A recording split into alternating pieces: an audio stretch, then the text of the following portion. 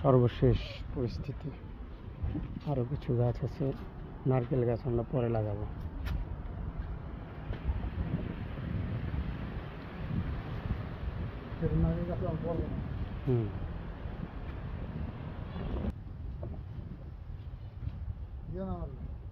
এই যে একজন, এদিকে 3টা কামলা দেখা যাচ্ছে, এই একটা প্রধান, এই তারপরে সহকারী, আরেকজন হলো কামলার লিডার।